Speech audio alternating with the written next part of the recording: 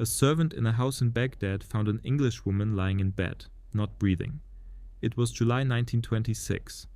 On the table beside her was an empty bottle of sleeping pills, and a note asking that her little dog be looked after. She was 2 days short of her 58th birthday. Her name appears on almost no street sign, on almost no monument. And yet, the country she was lying in, its borders, its capital, its king, had largely been drawn by her hand. Her name was Gertrude Bell. She was born in 1868 in a grand stone house in County Durham, in the north of England. Her family was one of the richest in Britain. Her grandfather had built an iron and steel empire, and her father ran it. The Bells were not quite aristocracy, but they were close. They had servants and coal fires and long tables, and guests who would one day run the country. When Gertrude was 2, her mother died in childbirth. Her father did not remarry for another 5 years. For much of her childhood, it was just the two of them, and a small brother called Morris. By every account, she adored him. Her letters to her father continued almost daily for the rest of her life. About 1,600 of them survive. At 15, she was sent to a girls' school in London. At 17, to Oxford. She studied modern history at Lady Margaret Hall, one of the first colleges at Oxford to admit women. She finished her degree in 2 years instead of 3, and got a first, the highest mark possible. She was one of the first women ever to take a first in modern history at Oxford. She was 19 years old. The university still refused to give women an actual diploma. She had earned the qualification, but not the paper. She went home, and she got bored. In 1892, she was sent to Tehran to stay with her uncle, who was the British minister there. It was supposed to be a short visit, the kind of trip young Englishwomen took to fill in the years before marriage. Instead, it changed her life. She fell in love with Persia. She fell in love with the language and the food and the light on the mountains. She also fell in love with a young legation secretary named Henry Cadogan. They wanted to marry. Her father refused. Cadogan had debts and a gambling habit. She came home heartbroken. A few months later, Cadogan died of pneumonia. She did not after that show much interest in marrying anyone. Instead, she traveled. She learned Arabic.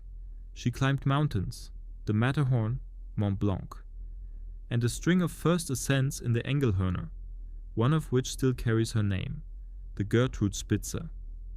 In 1902, on the Finsteraar Horn, she was caught in a blizzard for more than 2 days, stranded on a rope on the face, with frostbite in her hands and feet.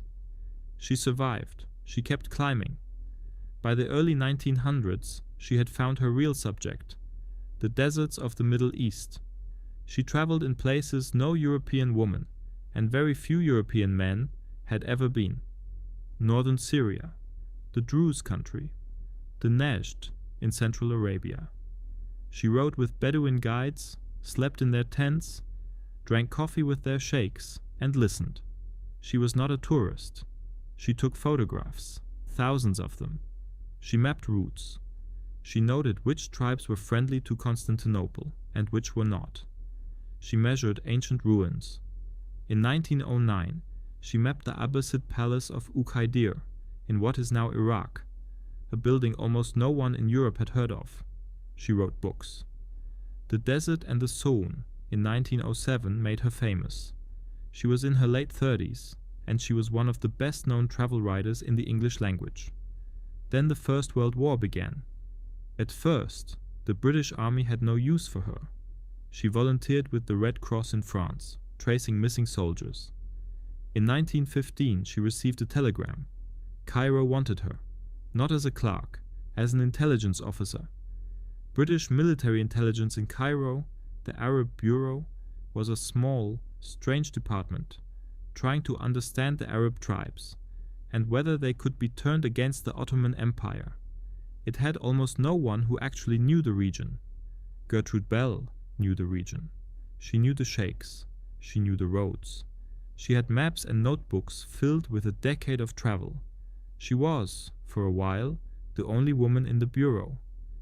She worked alongside a young archaeologist named T.E. Lawrence, the man who would later be called Lawrence of Arabia. After the war, she was sent to Baghdad as Oriental Secretary to the British High Commissioner. The Ottoman Empire had collapsed. The British and French were dividing the Middle East between them. In 1921, at a conference in Cairo, Winston Churchill gathered his Middle East experts in a hotel to decide the shape of the new region. Gertrude Bell was one of about 40 people in the room. She was the only woman there. Lawrence was another of the 40. They drew the borders of what is now Iraq. They decided it would be a kingdom. They decided who its king would be. Faisal, a son of the Sharif of Mecca. Bell was one of the strongest voices for that choice. When Faisal arrived in Baghdad, she was the one who briefed him on the tribes, the politics, the personalities. She helped write his first speeches. When his coronation came, she arranged the ceremony. A British photograph from that week shows her in a wide-brimmed hat, standing just behind the new king. There is a temptation to tell this next part as a triumph. It was not. The new Iraq was held together by British force. The borders cut through tribes, through languages, through ancient cities. Not everyone in the region wanted a king. Not everyone wanted the British. Bell knew this. Her letters, toward the end, grow quieter, more doubtful. By the mid-1920s, she was being eased out. The new administration in Baghdad wanted different kinds of officials. Her father's iron business was failing back in England, and the family fortune was draining away. A brother had died. Dick Doughty Wiley, a married officer she had loved for years, and corresponded with in long, sometimes unsent letters, had been killed at Gallipoli in 1915. She had kept the grief private. She threw herself into one last project. She founded the Iraq Museum to keep the country's ancient artifacts from being shipped off to London and Paris. It opened in June 1926. A few weeks later, she was dead. She was buried the next day in the British cemetery in Baghdad on a hot afternoon. The King of Iraq watched the procession from a balcony. British soldiers lined the streets.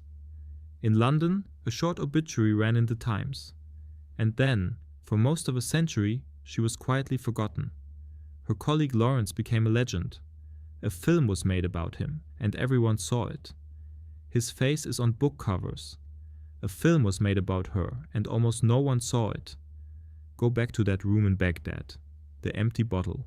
The note about the dog. It is easy to see it as the ending of a sad story. It is harder to see what it actually was. The last private act of a person who had spent almost 40 years traveling into places other people had been told not to go.